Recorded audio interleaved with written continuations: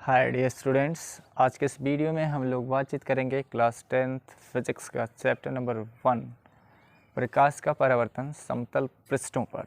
ये chapter number 1 का last video होगा। आज चैप्टर नंबर 1 को कवर किया जाएगा। इसके बाद चैप्टर में ज़्यादा न्यूमेरिकल्स दिए नहीं हैं, तो जो भी न्यूमेरिकल्स होंगे उसे भी हम आपको कोशिश करेंगे इसी वीडियो में कवर करने की, यदि समय मिलता है तब।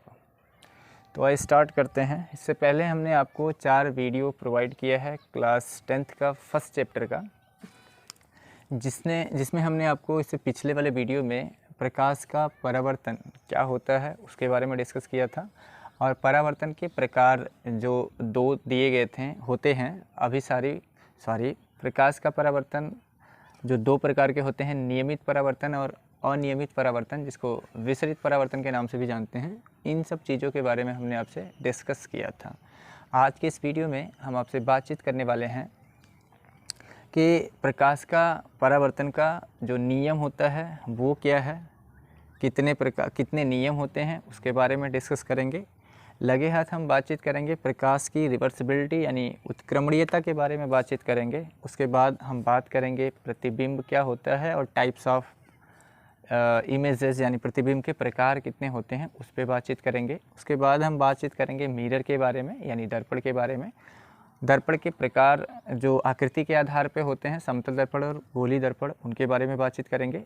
फिर लास्ट टॉपिक होगा इस चैप्टर का पार्श्व उत्क्रमण, लैटरल इन्वर्जन, उसके बारे में बातचीत करेंगे। फिर ये चैप्टर आपका क्या हो जाएगा, फिनिश हो जाएगा। तो इन 4-5 पॉइंटों पे डिस्कस करना है, उसके बाद ये चैप्टर फिनिश होगा।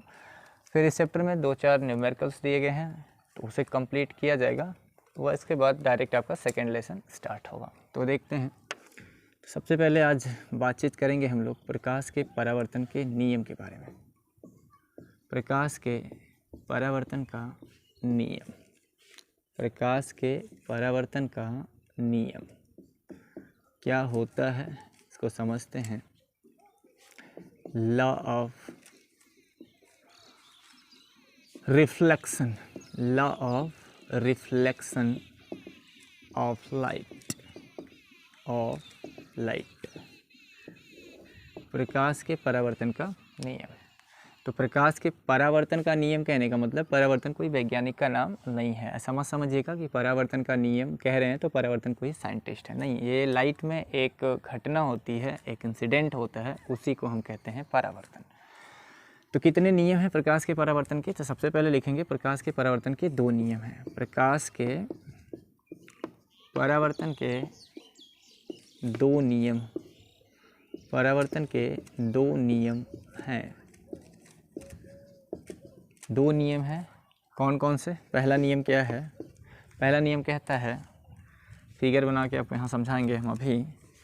पहला होता है आपतित किरण, आपतित किरण कामा परावर्तित किरण, परावर्तित किरण एवं अभिलंब,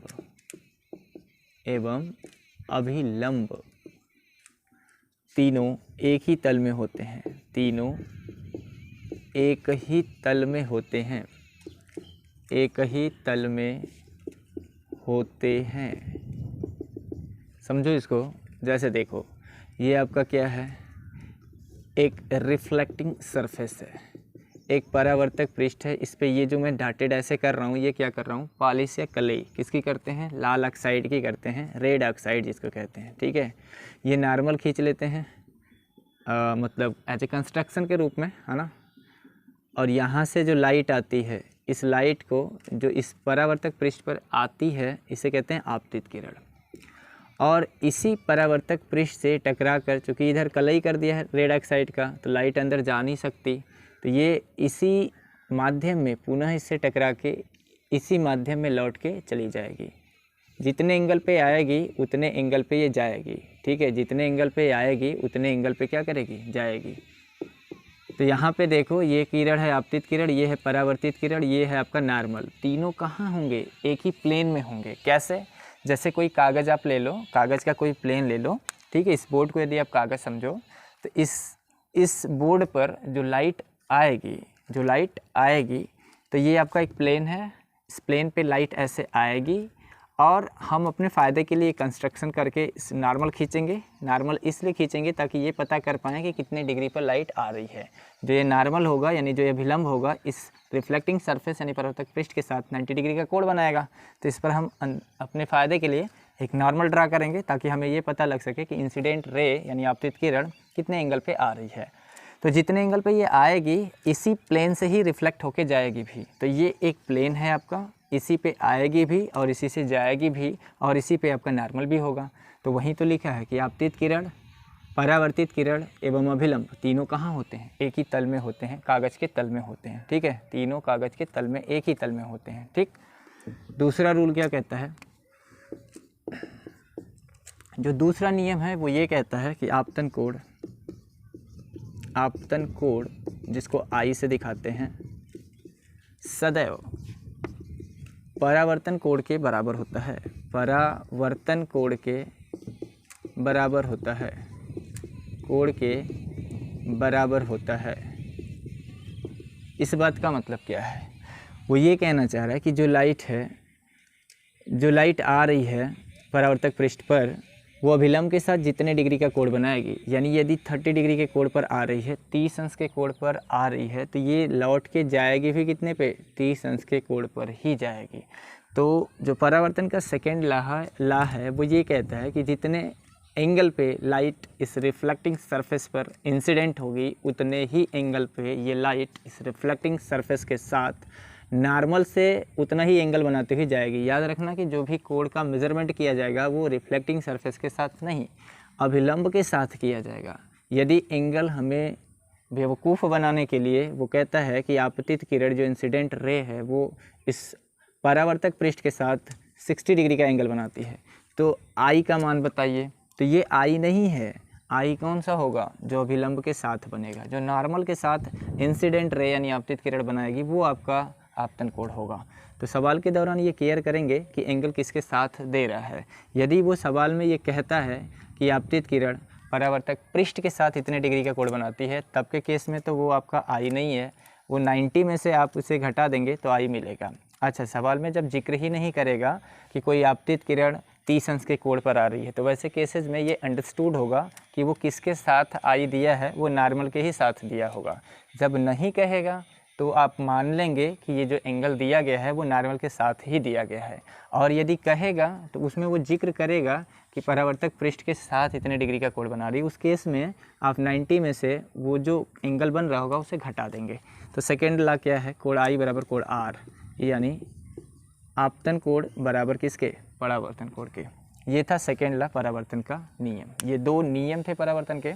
आई होप कि आप इन दोनों को अच्छे से समझ पाए होंगे और अच्छे से इन्हें याद भी कर पाए होंगे। इसके बाद बातचीत करते हैं प्रकाश की उत्क्रमणीयता के बारे में। रिवर्सिबिलिटी ऑफ लाइट क्या होता है उसके बारे में बातचीत करते हैं। तो देखो, समझते हैं,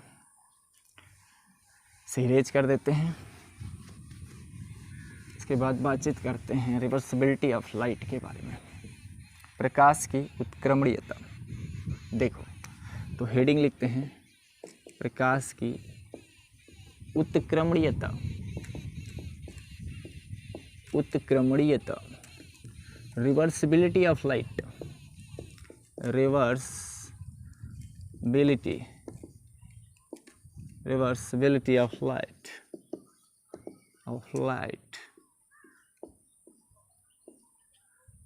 रिवर्स मीन्स क्या होता है? उल्टा। उत्क्रम मीन्स क्या होता है? उल्टा। तो प्रकाश में एक उल्टेपन की प्रॉपर्टी पाई जाती है। कैसे? समझो, यदि ये लाइट आ रही है, देखो ध्यान से समझो, ये हमारा क्या है? परावर्तक पृष्ठ है, इस पर हम कलई कर देते हैं ऐसे, और ये मेरा क्या है? नॉर्मल। ये क्या है? नॉर्मल। अब जो लाइट है वो ऐसे आ रही है, ठीक है? यहाँ पे क्या कर रही है? लाइट आ रही है, तो इसको कहेंगे आपतित किरण। अभिलंब के साथ जितने एंगल पे आएगी उतने पे ये लौट के जाएगी भी। तो अभिलंब के साथ यदि 30 डिग्री पे ये इंसिडेंट हो रही है, इंसिडेंट रे आ रही है ना, आपतित किरण आ रही है, तो जाएगी भी कितने पे? 30 पर ही जाएगी। अब सुनो कह रहा है कि प्रकाश में उत्क्रमणीयता का गुण होगा। ये कब उल्टा हो जाएगी ये लाइट? यदि हम यहीं पे मिरर लगा दें, एक अन्य मिरर लगा दें, एक अन्य दर्पण लगा दें। यहाँ पे कोई मिरर लगा देते हैं, सपोज दर्पण का नाम कुछ भी दे देते हैं, एम कह देते हैं इसको।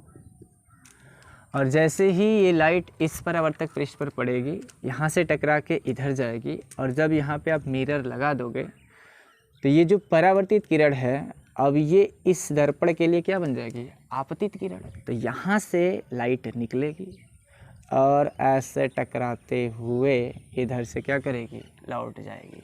तो जो ये एंगल आर होगा वो इस मिरर के लिए आई बन जाएगा, और जो आई होगा वो इसके लिए आर बन जाएगा।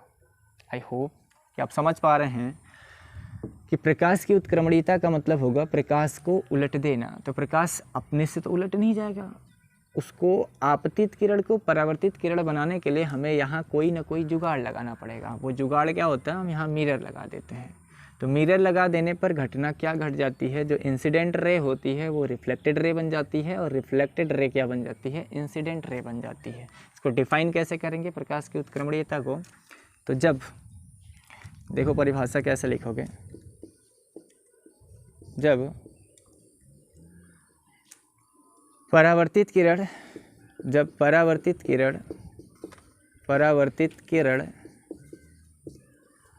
आपतित किरण की भांति, जब परावर्तित किरण आपतित किरण की भांति व्यवहार करती है तो आपतित किरण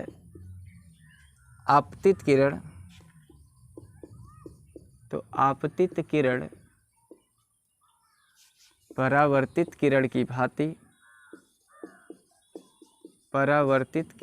भांति कार्य करती है। इसे ही प्रकाश की उत्क्रमणीयता कहते हैं। प्रकाश की उत्क्रमणीयता कहते हैं। यदि ये डिफिनेशन आपको बड़ी लग रही है तो इसकी छोटी डिफिनेशन भी हम आपको लिख रहे हैं। देखो ये डिफिनेशन आप अपने शब्दों में भी तो लिख सकते हैं। इसमें नया क्या है? हमने लिखा कि जो परावर्तित किरण है, ये क्या बन जाए? आपतित किरण। तो ऐसे ही तो नहीं बन जाएगी, इसके लिए हम मिरर लगाना पड़ेगा। तो जब परावर्तित किरण आपतित किरण की भांति यदि व्यवहार करेगी, कार्य करेगी या बन जाएगी, उस केस में आपतित किरण कौन सी किरण कहलाएगी? परावर्तित किरण कहलाएगी। इस घटना को ही क्या कहते हैं? प्रकाश की उत्क्रमणीयता। या फिर यदि छोटे शब्दों में इसी को डिफाइन करें तो प्रकाश किरणों के उलटने के गुण को क्या कहते हैं? प्रकाश की उत्क्रमणीयता। प्रकाश किरणों के उल्टी दिशा में चलने की घटना को प्रकाश की उत्क्रमणीयता कहते हैं। इस तरह से भी इसे डिफाइन कर सकते हैं। ठीक है, तो ये था प्रकाश की उत्क्रमणीयता, जिसका ये था छोटा सा डेफिनेशन, जिसे आप आसानी से फिगर के माध्यम से समझ के इसे अपने शब्दों में भी लिख सकते हैं। तो आगे बातचीत करते हैं इमेज के बारे में। ठीक है, तो हेडिंग लिखेंगे आगे नेक्स्ट करके, प्रतिबिंब किसे कहते हैं और क्या होता है प्रतिबिंब। सुनना,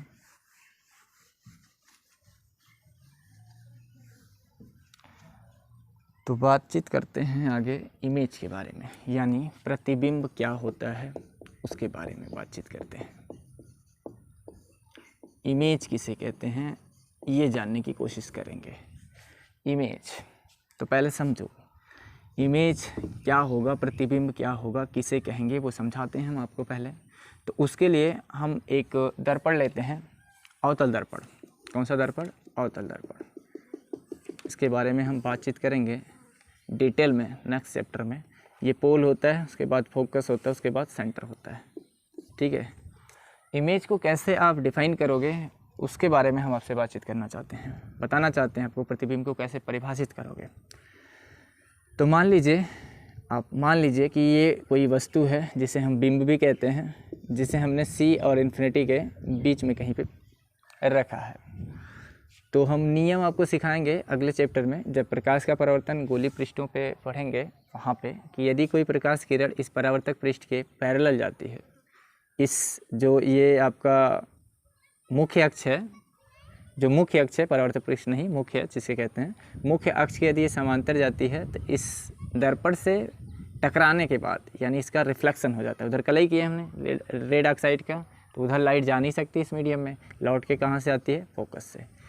मेरे पास 3 रास्ते होते हैं इमेज ड्रा करने का। ये पहला रास्ता है, यदि पैरेलल लेके जाएंगे तो फोकस से आएगा। दूसरा इसी का ठीक उल्टा होता है, यदि हम इसको एफ से लेके जाते हैं, यदि हम इसे कहाँ से लेके जाते हैं, एफ से लेके जाते हैं, तो दर्पण से परावर्तन के बाद ये कहाँ टकरा के आती है, ये मुख्य अक्ष के समांतर हो जाती है। जैसे एफ से जाएगी तो समांतर हो जाएगी, समांतर जाएगी तो एफ से आएगी।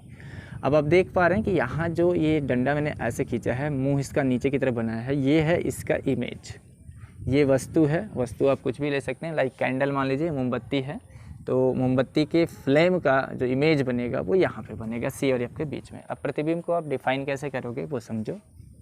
ये आपका वस्तु है, ये आपका क्या बन गया है, प्रतिबिंब। तो प्रतिबिंब जब भी बनेगा तो उसमें कितनी रेज होंगी, कितनी रिफ्लेक्टेड रेज एक दूसरे को इंटरसेक्ट करेंगी, तो इमेज फार्मेशन होगा। तो जवाब होगा सर, इमेज के फार्मेशन के लिए यानी इमेज को बनने के लिए मिनिमम कम से कम 2 प्रकाश किरणों की क्या होती है, आवश्यकता। कम से कम 2 चाहेंगी, वो भी आपतित नहीं, परावर्तित। आप देख पा रहे हैं यहाँ दर्पण से टकरा के ये भी रिफ्लेक्टेड है यानी परावर्तित है, और ये जा रही है इससे टकरा के, फिर ये लौट के आ रही, तो ये दोनों की दोनों क्या है, रिफ्लेक्टेड है। 2 परावर्तित किरणें एक दूसरे को जहाँ पे काटेंगी, कम से कम 2 परावर्तित किरणें एक दूसरे को जहाँ पे काटेंगी, वहाँ बनी आकृति को उस वस्तु का प्रतिबिंब कहते हैं। वहाँ बनी आकृति को उस वस्तु का क्या कहते हैं, प्रतिबिंब कहते हैं। फिर से परिभाषा समझिए, मैं ये कह रहा हूँ कि प्रतिबिंब को कैसे डिफाइन करोगे। प्रतिबिंब को परिभाषित करने के लिए आपको ये कहना पड़ेगा कि 2 परावर्तित किरणों के कटान बिंदु पर बनी आकृति को उस वस्तु का प्रतिबिंब कहते हैं। समझ पा रहे हो, परिभाषा याद हो पा रही है। देखो, ये भी आपतित किरण है, ये भी आपतित किरण है। ये आपतित किरण यहाँ जब गई तो इस मिरर से टकराई और टकरा के ऐसे लौट के आ रही है, तो इसे कहेंगे परावर्तित। ये आ रही है, इससे टकरा रही है, टकरा के लौट रही है, तो ये भी है परावर्तित किरण। तो 2 परावर्तित किरणें एक दूसरे को जहाँ पे काटेंगी, वहाँ बनी आकृति उस वस्तु की क्या कहलाती है, प्रतिबिंब कहलाती है। आई होप कि आपको डिफिनेशन याद हुआ होगा। यहाँ पे रियल में इमेज बन रहा है, रियल में लाइट आ रही है, इस वजह से यहाँ जो इमेज बन रहा है वो रियल है। आगे बातचीत करेंगे टाइप्स ऑफ इमेजेस के बारे में, फिलहाल इमेज की डिफिनेशन लिख लेते हैं। तो प्रतिबिंब की परिभाषा हम यहाँ लिख रहे हैं, 2 परावर्तित किरणों के कटान बिंदु पर निर्मित आकृति या फिर बनी आकृति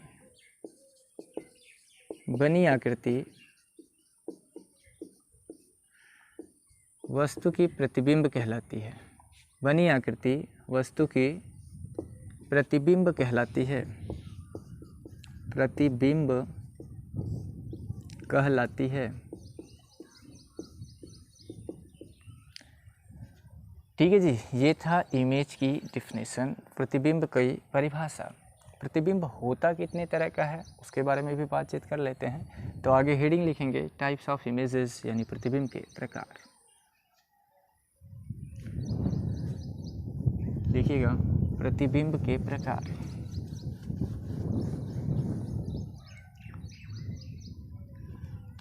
प्रतिबिंब के प्रकार,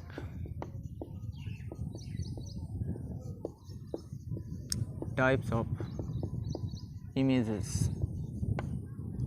तो प्रतिबिंब कितने तरह के होते हैं, 2 तरह के होंगे। जनरली आपने पढ़ा होगा क्लास 8th में ये सब चीज़ें हैं, कक्षा 8 में ये सब चीज़ें दी गई हैं बुक्स में। तो यदि आपको नहीं पता तो हम आपको बताते हैं, यहाँ आप लिखिएगा। आकृति के आधार पर यदि बातचीत करेंगे तो यहाँ प्रतिबिंब कितने प्रकार के होते हैं, 2 प्रकार के। प्रतिबिंब 2 प्रकार के होते हैं, 2 प्रकार के होते हैं। दोनों का नाम पहले लिखते हैं। पहला का नाम है वास्तविक प्रतिबिंब वास्तविक प्रतिबिंब और दूसरे का नाम है आभासी प्रतिबिंब। आभासी प्रतिबिंब। पहले वाले की हेडिंग लिखेंगे वास्तविक प्रतिबिंब की। वास्तविक प्रतिबिंब क्या होता है इसके बारे में बातचीत करेंगे। रियल इमेज क्या होता है? Real image, real image IMGE। सुनिए, नाम जैसा है वास्तविक प्रतिबिंब वैसा काम भी है इसका। तो नाम है वास्तविक प्रतिबिंब, यानी प्रतिबिंब तो बनेगा लेकिन वो सच्ची में होगा, वास्तव में होगा, रियली होगा, तो उसे क्या कहेंगे? वास्तविक प्रतिबिंब। जैसे वास्तविक का मतलब क्या होता है? हकीकत में है ना? उसे आप टच कर सकते हैं, छू सकते हैं, पकड़ सकते हैं, फ़ोटो खींच सकते हैं, वो वास्तविक प्रतिबिंब होगा। जिसे केवल फील करेंगे वो आभासी होगा, है ना? आभास होगा। देखो कैसे इसकी परिभाषा बनाओगे आप। तो परिभाषा कैसे बनाओगे उसके लिए मैं एक मिरर ले लेता हूँ। ये कौन सा मिरर है? ये कैसा मिरर है? कलई बाहर बाहर होगी, कलई बाहर बाहर होगी ना, तो मिरर कौन सा होगा? अवतल। कौन सा होगा? अवतल। अभी सिखाएंगे हम आपको। ये पोल, ये फोकस, ये सेंटर, ये दूरियां आपस में इक्वल होती हैं। ठीक है जी। वस्तु को आप कहीं पे भी रख दो, सी इन्फिनिटी का केस ही ले लेते हैं पुनः समझाने के लिए। ये फोकस से आएगा और यहाँ यदि फोकस से लेके जाएं तो रिफ्लेक्ट होके मुख्य अक्ष के समांतर हो जाएगा। ठीक है। ये दोनों एक दूसरे को जहाँ काटेंगे वहाँ इमेज बनेगा। तो आप देख पा रहे हैं कि यहाँ पे जो इमेज बन रहा है ये रियल में लाइट आ रही है। ऐसा नहीं कि मैं डॉटेड लाइन से इमेज को, ये जो रिफ्लेक्टेड रेज है, जो परावर्तित किरण है, इसे डॉटेड लाइन से तो दिखा नहीं रहा हूँ, ये रियल लाइन से दिखा रहा हूँ। इसलिए यहाँ पे जो भी इमेज बन रहा है इस ऑब्जेक्ट का, जो भी इमेज यहाँ पे आप देख पा रहे हैं जो बन रहा है, ये वास्तविक प्रतिबिंब है। कैसे परिभाषित करेंगे?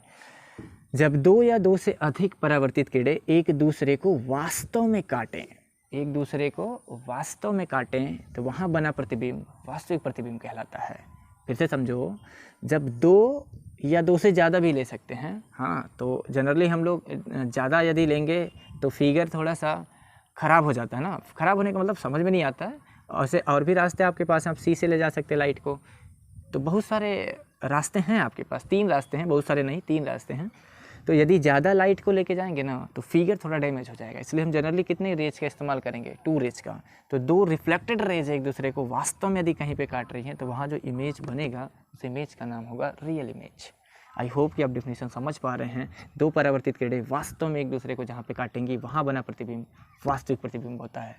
इसका मतलब है कि जो अवतल दर्पण होता है, जो अवतल दर्पण होता है वो कैसा प्रतिबिंब बनाता है? वास्तविक प्रतिबिंब बनाता है। अवतल दर्पण कैसा प्रतिबिंब बनाता है? वास्तविक प्रतिबिंब बनाता है। तो 5 केसेज में ये वास्तविक प्रतिबिंब बनाता है, 6ठे केस में आभासी प्रतिबिंब बनाता है। इसके बारे में बातचीत करेंगे नेक्स्ट चैप्टर में, है ना। फिलहाल के लिए आप समझ लो इसको डिफाइन कैसे करोगे, इसकी डिफिनीशन कैसे लिखोगे। लिखो, मैं परिभाषा लिख रहा हूँ यहाँ पे। देखो, जब 2 परावर्तित किरणें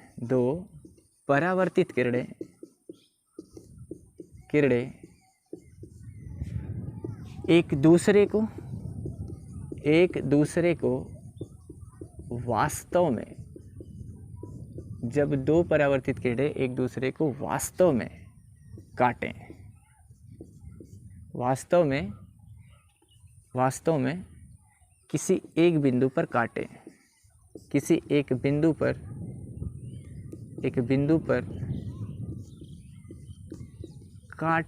काटें या फिर प्रतिच्छेद करें, तो वहाँ बना प्रतिबिंब वास्तविक प्रतिबिंब कहलाता है। वहाँ बना प्रतिबिंब वास्तविक प्रतिबिंब कहलाता है। वास्तविक प्रतिबिंब कहलाता है। वास्तविक प्रतिबिंब कहलाता है। तो जनरली जो अवतल दर्पण होता है वो आपका वास्तविक और आभासी दोनों तरह का इमेज बनाता है। इसलिए 100% ये नहीं कह सकते कि केवल और केवल वास्तविक प्रतिबिंब अवतल दर्पण ही बनाता है।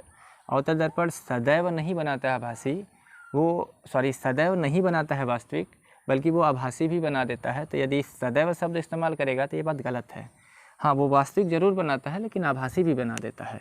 इसी वजह से सदैव वास्तविक प्रतिबिंब यदि कहे कि क्या अवतल दर्पण सदैव वास्तविक प्रतिबिंब बनाता है, जवाब होगा नहीं, नहीं, है ना। इसके बारे में और भी बातचीत हम करेंगे कि जो वास्तविक प्रतिबिंब होगा उसे हम फोटो उसका खींच सकते हैं, उसे छू सकते हैं, उसे महसूस कर सकते हैं, उसे देख सकते हैं, सब कुछ कर सकते हैं। तो नोट करके एक बात लिख लीजिएगा, नोट करके आप एक बात लिख लीजिएगा, यहाँ लिख देते हैं कि वास्तविक प्रतिबिंब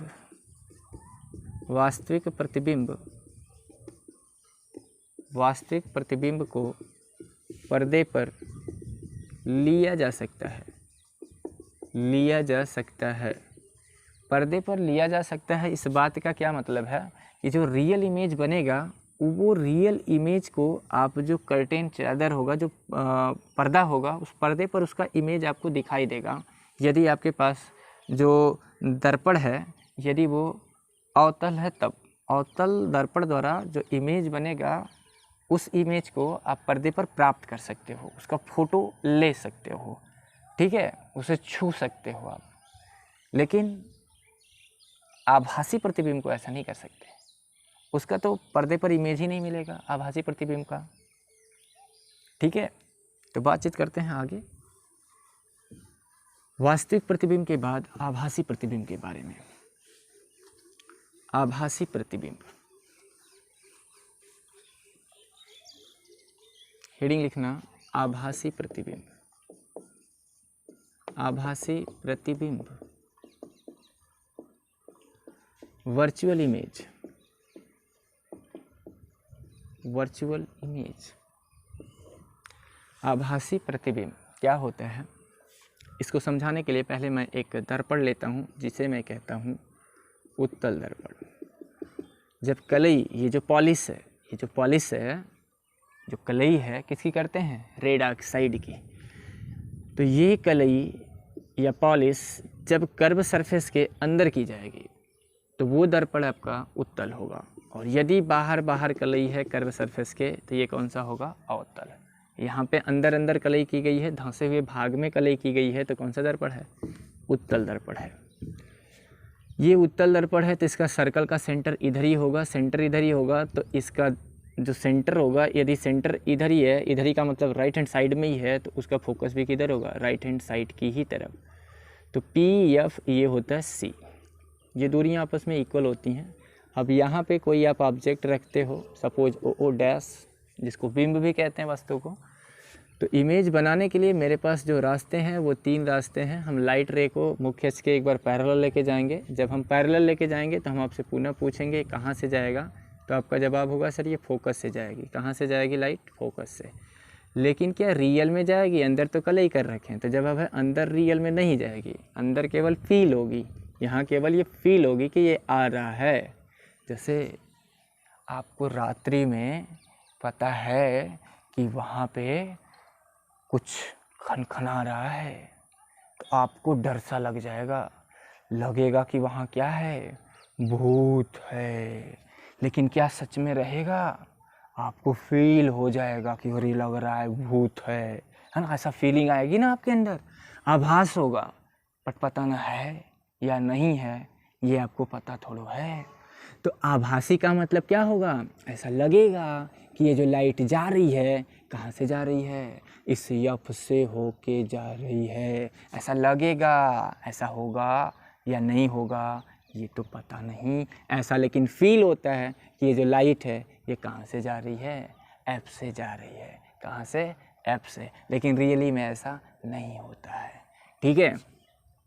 अब देखो अभी तो एक ही रिफ्लेक्टेड रे आप लेके गए ना, कम से कम कितनी चाहेगी इमेज बनाने के लिए, तो कितनी मिली अभी, एक। तो आप कहाँ से ले जाएं और कहाँ से लेके जाएं, तो मेरे पास रास्ता है कहाँ से लेके जाने का, सी से भी ले जा सकते हैं। कहाँ से, सी से। तो कहेंगे सर अंदर तो आप सीधे लेके चले गए, तो पॉसिबल ही नहीं है। तो अंदर सीधे नहीं जाएगा, ये बात सही है। यहाँ तक तो रियल में जाएगा, लेकिन अंदर का होगा डॉटेड होगा, अंदर का होगा डॉटेड होगा। ये रिफ्लेक्टेड रेज जब सी से आता है ना, लाइट जो है यदि वो वक्रता केंद्र से होके जाती है तो वक्रता केंद्र से ही लौट के चली आती है। अब ये भी रिफ्लेक्टेड है, ये भी रिफ्लेक्टेड है, ये दोनों एक दूसरे को जहाँ काटेंगे वहीं क्या बनता है, इमेज बनता है। ये इमेज डॉटेड लाइन द्वारा बन रहा है, ये इमेज डॉटेड लाइन से बन रहा है। तो क्या ये वास्तविक प्रतिबिंब होगा? जवाब है नहीं। तो कैसा प्रतिबिंब होगा? आभासी। कैसा प्रतिबिंब होगा? आभासी प्रतिबिंब होगा। आभासी प्रतिबिंब होगा। तो आभासी प्रतिबिंब को क्या कहेंगे, कैसे डिफाइन करेंगे? जब दो परावर्तित किरणें, ये भी रिफ्लेक्टेड है, ये भी रिफ्लेक्टेड है, तो जब दो परावर्तित किरणें वास्तव में एक दूसरे को किसी बिंदु पर न काटें बल्कि काटती हुई आभास हो या मिलती हुई आभास हो, वहाँ पे जो प्रतिबिंब बनता है उसे क्या कहते हैं? आभासी प्रतिबिंब। जब दो परावर्तित किरणें एक दूसरे को वास्तव में न काटें बल्कि काटती हुई कहाँ हो, आभास हो, तो वहाँ बना प्रतिबिंब क्या कहलाता? आभासी प्रतिबिंब कहलाता है। क्या कहलाता है? आभासी प्रतिबिंब कहलाता है। तो फिर पुनः वही प्रश्न आपसे पूछा जाएगा कि जो आभासी प्रतिबिंब बनता है, जो आभासी प्रतिबिंब बनता है, क्या इसका इमेज लिया जा सकता है? क्या इसे छुआ जा सकता है? तो जवाब है इसे पर्दे पर प्राप्त ही नहीं किया जा सकता है। इसे पर्दे पर इसका इमेज प्राप्त किया ही नहीं जा सकता, इसका फ़ोटो नहीं खींचा जा सकता है। ठीक है। तो आभासी केवल ये फील होगा, केवल ये आभास होगा कि हाँ यहाँ पे इमेज बन रहा है। जब आप कन्वेक्स मिरर में यानी उत्तल दर्पण में जब आप किसी भी चीज़ को जला के आप एक इधर कोई पर्दा वगैरह रख के कोई कागज़ रखोगे और यहाँ पे कैंडल वगैरह जला के दूसरे वाले जो सामने आपके पास दर्पण होगा, यदि आपके पास ऐसा गोली दर्पण है उत्तल, इसमें इसके सामने आप एक कैंडल जला दोगे, एक मोमबत्ती जला दोगे और चाहोगे कि इधर इमेज मिले, तो जवाब है इस कोई इमेज नहीं मिलेगा, पर्दे पर कोई प्रतिबिंब ही नहीं इसका मिलेगा। क्योंकि उत्तल दर्पण में जो प्रतिबिंब बनता है वो तो बनता कैसा? आभासी। यदि आभासी बनता है तो आभासी प्रतिबिंब को पर्दे पर प्राप्त किया ही नहीं जा सकता, उसका इमेज ही नहीं बनेगा। तो इमेज बनेगा कहाँ? इमेज इस मिरर के अंदर बनता है। इमेज इस मिरर के कहाँ बनेगा? अंदर बनेगा। जो आपके पास इस शेप का, जो कर्व शेप का उत्तल दर्पण है, ये इसके अंदर इमेज बनेगा। तो फील होगा अंदर, छोटा सा बनता है। परिभाषा लिख लेते हैं इसकी। जब दो परावर्तित किरणें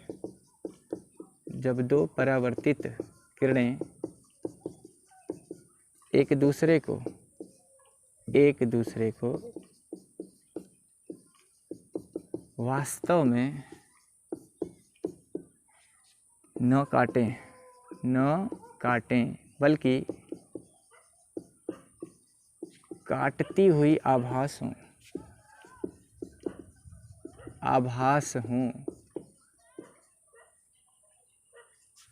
काटती हुई आभास हों या फिर मिलती हुई आभास हों, तो वहाँ बना प्रतिबिंब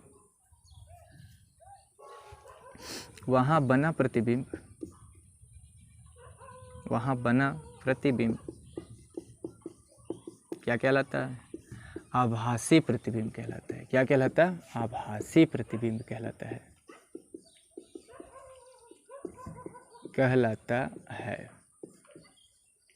ठीक है। ये था आभासी प्रतिबिंब के बारे में। नोट करके आप चाहें तो लिख सकते हैं कि आभासी प्रतिबिंब को पर्दे पर प्राप्त नहीं किया जा सकता है। और जो उत्तल दर्पण होता है ये सदैव कैसा प्रतिबिंब बनाता है? आभासी प्रतिबिंब बनाता है। जो उत्तल दर्पण होता है ये सदैव कैसा प्रतिबिंब बनाता है? आभासी प्रतिबिंब बनाता है। कहेंगे समतल भी तो हमेशा आभासी ही बनाता है। जी हाँ, समतल दर्पण भी आभासी प्रतिबिंब बनाता है। तो कहेंगे यदि ऑप्शन में ये आए कि कौन सा ऐसा दर्पण, निम्न में से कौन सा दर्पण सदैव आभासी प्रतिबिंब बनाता है, यदि ऑप्शन में दिया गया हो उत्तल दर्पण, अवतल दर्पण, समतल दर्पण, समतल और उत्तल दोनों, तो किस पर हिट करेंगे? समतल और उत्तल दोनों पर हिट करेंगे। लेकिन यदि उसी प्रश्न घुमा दे कि ऐसा कौन सा दर्पण है जिसमें सदैव आभासी प्रतिबिंब बनता है और वस्तु के आकार के बराबर बनता है, यानी जितना बड़ा वस्तु है उतना बड़ा इमेज भी बनता है और आभासी भी बनता है, क्या तब के केस में आप कहेंगे कि उत्तल दर्पण है? जवाब होगा नहीं। तब के केस में समतल दर्पण होता है। समतल दर्पण उसी में जिसमें आप अपना रोज़ाना सुबह शाम दिन रात चेहरा देखते हो, है ना, उठते सोते जागते कुछ होते ना आदि, दिन भर अपना हेयर स्टाइल ही करते हैं, हेयर का केयर ही करते रहते हैं। तो जो सामने दर्पण आप देखते हैं, प्लेन मिरर, प्लेन मिरर यानी समतल दर्पण, वहीं आपका दर्पण क्या होता है, समतल दर्पण होता है, जिसमें आप चेहरा देखते हैं, बाल झाड़ते हैं, है ना। तो ये थी इसकी परिभाषा आभासी प्रतिबिंब की। उसके बाद बातचीत करते हैं दर्पण की। तो हेडिंग लिखते हैं दर्पण, मिरर। क्या होता है दर्पण? दर्पण सिंपली होता क्या है, कांच का एक समतल परावर्तक पृष्ठ होता है। इसके किसी एक भाग पे हम कलई करके इसके दूसरे पृष्ठ को परावर्तक पृष्ठ बना देते हैं। तो ये जो निकाय होता है, ये जो सिस्टम बन जाता है, इसी को क्या कहते हैं, दर्पण। कांच के किसी समतल पृष्ठ पर, कांच होगा जो प्लेन, मिरर होगा जो मतलब एक कांच जिसे ग्लास कहते हैं, किसी कांच के किसी एक पृष्ठ पर, दो पृष्ठ होंगे भाई। कागज़ एक पन्ने में भी कितने पृष्ठ होते हैं, दो पृष्ठ। तो जब आप कांच को काटोगे, यदि ये कांच है कोई कांच, तो इसमें भी तो दो सरफेस होंगे, एक आपकी तरफ जो बाहर दिखाई दे रहा है ये वाला सरफेस, और एक बोर्ड के अंदर वाला होगा, दो प्लेन सरफेस होंगे। तो कांच के किसी एक सरफेस पर, कांच के किसी एक समतल पृष्ठ पर हम कलई करके दूसरे पृष्ठ को परावर्तक पृष्ठ बना देंगे। जो रिफ्लेक्टेड ये जो निकाय होगा उसे क्या कहेंगे, दर्पण। लिखिए परिभाषा। जब किसी कांच के या जब कांच के किसी एक पृष्ठ पर, किसी एक पृष्ठ पर कलई करके, कलई समझ पा रहे हैं, कलई मतलब पॉलिश, कलई मतलब पॉलिश, कलई करके उसके दूसरे पृष्ठ को, उसके दूसरे पृष्ठ को परावर्तक बना देते हैं, तो इस निकाय को, निकाय मतलब क्या होता है, सिस्टम, निकाय यानी जुगाड़ या व्यवस्था, इस निकाय को क्या कहते हैं, दर्पण कहते हैं। क्या कहते हैं, दर्पण कहते हैं। समझ पा रहे हो? ये था दर्पण की परिभाषा। दर्पण यदि आकृति के आधार पर बातचीत करें तो नीचे से लिखिएगा, आकृति के आधार पे दर्पण दो प्रकार के होते हैं।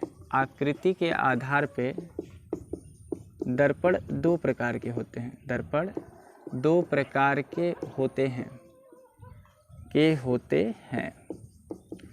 अब दो प्रकार के कौन कौन से होते हैं उनके बारे में भी डिस्कस कर लेते हैं। तो हेडिंग लिखिएगा आप नीचे से,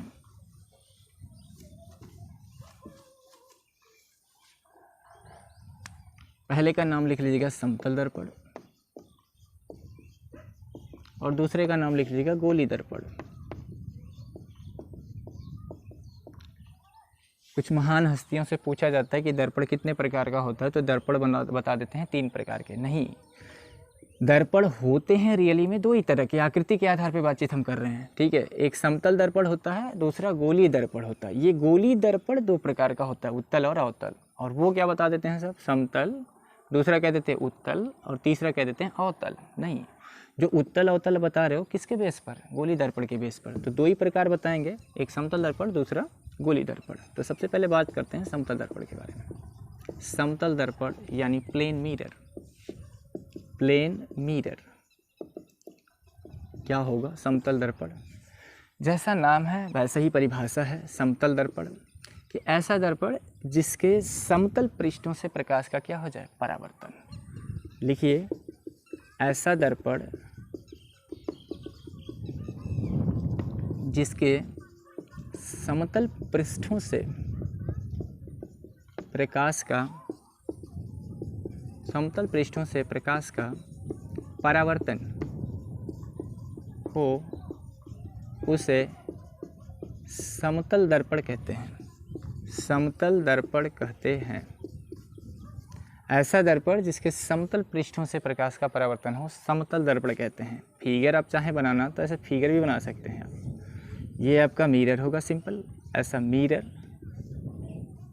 और इसके किसी एक पृष्ठ पर आप कलई कर दीजिएगा और किसी एक सरफेस से क्या हो जाएगा इसका रिफ्लेक्शन, लाइट ऐसे आएगी और लौट के ऐसे चली जाएगी। तो ये incident ray, this is reflected ray, this is normal, ये क्या है नॉर्मल। और ये जो सिस्टम है ये क्या है, ये समतल दर्पण है। ये क्या है, समतल दर्पण है। समतल दर्पण की कुछ विशेषता भी होती है, उसके बारे में देख लेते हैं। तो हेडिंग लिखेंगे समतल दर्पण की विशेषता। हेडिंग लिखिएगा समतल दर्पण की विशेषता। समतल दर्पण की विशेषताएं, विशेषताएं यानी प्रॉपर्टीज ऑफ प्लेन मिरर। क्या होती है विशेषता, तो आपने खुद ही केयर किया होगा। 2-3 विशेषताएं तो आपको खुद ही पता है कि समतल दर्पण के सामने जब आप कभी भी खड़ा होते हैं तो समतल दर्पण सदैव, जैसे आप यहाँ पे खड़ा हो गए है ना, आप यहाँ पे खड़ा हो गए ऐसे डिंग डांग करके, तो जितनी सेंटीमीटर पे आप इस दर्पण से बाहर खड़े हैं उतना ही सेंटीमीटर पे आपका इमेज अंदर भी ऐसे डिंग डांग करके क्या करेगा, दिखा देगा। यदि दर्पण के बाहर ये 5 सेंटीमीटर डिस्टेंस है आपकी, तो अंदर भी कितनी होगी, 5 सेंटीमीटर के ही डिस्टेंस पर होगी। समतल दर्पण में जब आप खड़े होकर देखते हैं तो आपका जो दायां हिस्सा होता है वो समतल दर्पण का बायां हिस्सा दिखाई देता है। शायद आपने केयर नहीं किया होगा, आज केयर करिएगा कि समतल दर्पण के सामने जब आप खड़े होकर देखेंगे ना, तो आपका जो दायां कान है ना वो बायां कनवा लौकेगा, और दाईं अखिया बाईं अखिया लौकेगी, दाहिना हथवा बायां हथवा लौकेगा। केमी शीशवा के अंदर माँ, इस समतल दर्पण के अंदर। तो समतल दर्पण क्या करता है, समतल दर्पण में कोई वस्तु दर्पण से जितनी बाहर होती है उतना ही अंदर इमेज उसका दिखाई देता है।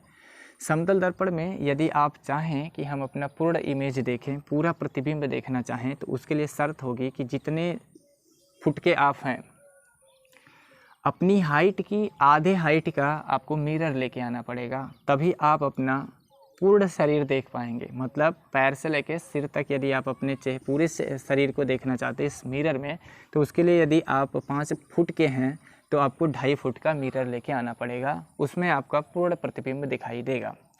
समतल दर्पण की एक और विशेषता होती है कि इसकी जो फोकल लेंथ होती है, यानी फोकस दूरी होती है, वो इनफाइनाइट होती है। कितनी होती है, इनफाइनाइट होती है।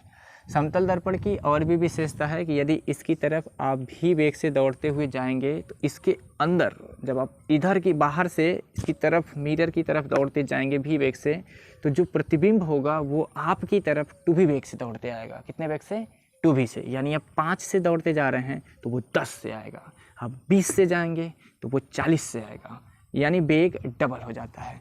तो कुछ विशेषताएं हैं, उसको लिख लेते हैं। पहला, समतल दर्पण सदैव,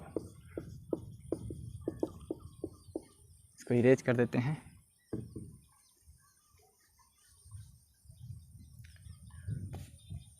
समतल दर्पण सदैव आभासी प्रतिबिंब बनाता है।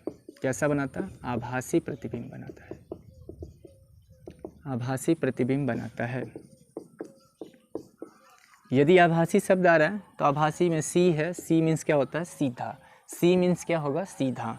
तो यहाँ पे आप ऐसे भी कह सकते हैं, आभासी एवं सीधा प्रतिबिंब बनाता है, सीधा प्रतिबिंब बनाता है। दूसरा यदि बात करें तो समतल दर्पण में, समतल दर्पण में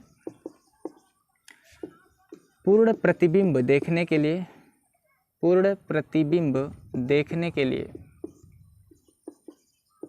देखने के लिए हमें अपनी पूर्ण ऊंचाई की, पूर्ण ऊंचाई के आधे ऊंचाई का दर्पण लेना पड़ेगा। जितने फुट के आप हैं उसका आधा। अगली यदि बात करें तो समतल दर्पण में, समतल दर्पण में कोई वस्तु दर्पण से जितनी बाहर स्थित होती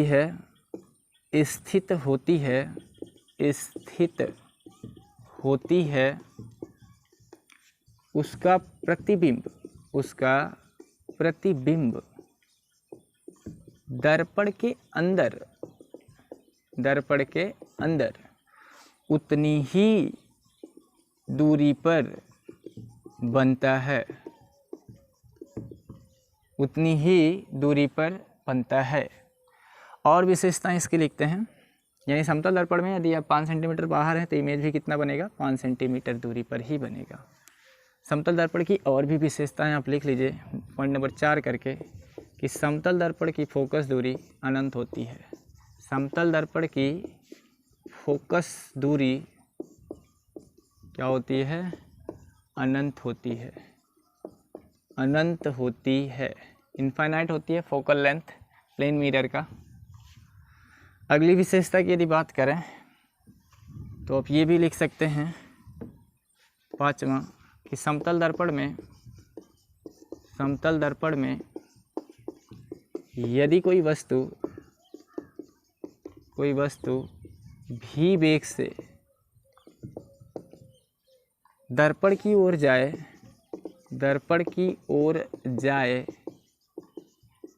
तो उसका प्रतिबिंब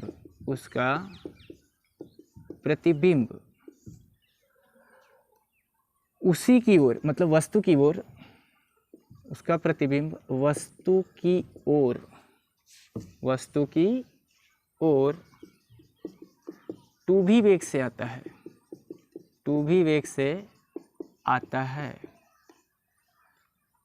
ये कुछ थी विशेषताएं प्लेन मिरर की, यानी आप उसकी तरफ 10 मीटर पर सेकेंड से जाएंगे तो इमेज कितने से आएगा, 20 से। ये कुछ विशेषताएं थी प्लेन मिरर की जिसको हमने आपको यहाँ पे लिखाया। उसके बाद बातचीत करते हैं गोली दर्पण के बारे में। तो हेडिंग लिखते हैं गोली दर्पण। आगे बातचीत करते हैं किसके बारे में, गोली दर्पण के बारे में, स्फेरिकल मिरर के बारे में। स्फेरिकल मिरर, तो स्फेरिकल मिरर के बारे में डिटेल में अगले चैप्टर में पढ़ना है, फिर भी यहाँ पे टाइप हमने बता दिया तो उसे लिखवा देते हैं। होता क्या स्फेरिकल मिरर, स्फेरिकल मिरर 2 ही तरह का होता है, एक उत्तल और दूसरा अवतल। यदि धंसे हुए भाग में हम अंदर कलई कर देंगे तो ये आपका हो जाएगा उत्तल, और यदि कलई बाहर कर देंगे तो ये हो जाएगा आपका अवतल। तो गोली दर्पण कहेंगे किसे, ऐसा दर्पण जिसके गोली पृष्ठों से प्रकाश का क्या हो जाए, परावर्तन। गोली पृष्ठ का मतलब या तो ऐसा वाला शेप से या फिर ऐसे वाले शेप से, उसी को गोली दर्पण कहेंगे। तो परिभाषा लिख लेते हैं इसकी, ऐसा दर्पण जिसके गोलीय पृष्ठों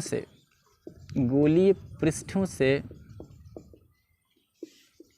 प्रकाश का परावर्तन, गोलीय पृष्ठों से प्रकाश का परावर्तन हो, उसे गोलीय दर्पण कहते हैं, उसे गोलीय दर्पण कहते हैं, गोलीय दर्पण कहते हैं। ये कितने तरह का होता है, तो गोलीय दर्पण 2 प्रकार का होता है ना। गोलीय दर्पण 2 प्रकार के होते हैं, 2 प्रकार के होते हैं। 2 प्रकार कौन कौन से हैं गोलीय दर्पण के, तो पहला होता है आपका उत्तल दर्पण, और दूसरा क्या होता है, अवतल दर्पण। पहला होता है उत्तल दर्पण और दूसरा क्या होता है, अवतल दर्पण।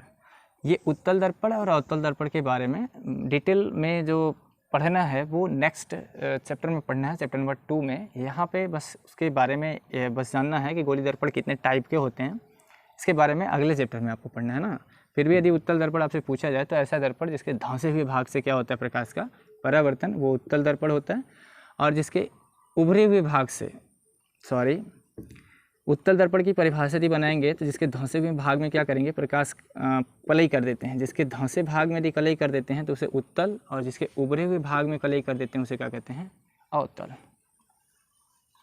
आगे बातचीत करते हैं इस चैप्टर की लास्ट हेडिंग के बारे में, जिसे हम कहेंगे पार्श्व उत्क्रमण। पार्श्व उत्क्रमण क्या होता है देखते हैं। Lateral inversion, lateral inversion, inversion पार्श्व में इसका होता है साइड, भुजा। भुजा क्या हो जाएगी, बदल जाएगी। तो जैसे आप देखो, जब प्लेन मिरर के सामने आप खड़े होते हो समतल दर्पण के सामने, ये घटना समतल दर्पण में ही घटित होती है, स्फेरिकल मिरर में नहीं, है ना। तो समतल दर्पण में होता क्या है, दायां हिस्सा बायां बन जाता है और बायां दायां बन जाता है। तो सीधे सीधे हम ये कहें कि पार्श्व का मतलब होता है साइड, यानी भुजाओं का होना, बदल जाना। तो समतल दर्पण में पार्श्व को बदलना यानी भुजाओं का बदल जाना ही क्या कहलाता है, पार्श्व उत्क्रमण। समतल दर्पण में पार्श्व यानी साइड्स आप लिख सकते हैं के बदलने की घटना को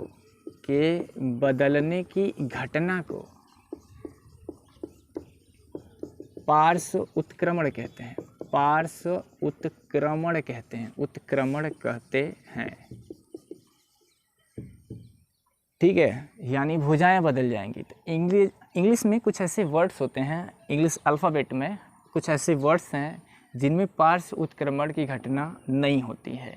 रियली में होती है, बट उसमें सिमेट्री की बात आती है, सममितता वाली बात आ जाती है, जिसकी वजह से फीलिंग नहीं आ पाता है कि इसमें पार्श्व उत्क्रमण हो रहा है या नहीं। जैसे देखो, सिमेट्री का होता है, सममितता का होता है। सममित आकृति का मतलब होता है कि यदि कोई आकृति इस शेप की है, मैं इसे ऐसे दो पीसेज में डिवाइड करूं कि दोनों पीस यदि एक दूसरे के समान दिखाई दें, तो उस आकृति को कहा जाएगा सिमेट्री। जैसे यदि मैं इसे ऐसे डिवाइड कर दूं, ठीक है, इसे क्षैतिज यदि ऐसे बांट दूं, तो ऊपर जितना बड़ा बन रहा होगा अर्धगोला, नीचे भी उतना ही बन रहा है। तो ये दोनों आकृतियाँ एक दूसरे के क्या हैं, समरूप हैं, सिमेट्री हैं, सममित हैं। ठीक है, तो सममित का यही मतलब होगा। तो जिसमें सममित की केस बनेगी, जिसमें सिमेट्री की घटना घटेगी, उसमें पार्श्व उत्क्रमण रियल में तो होता है, बट फील नहीं आएगा सिमेट्री की वजह से।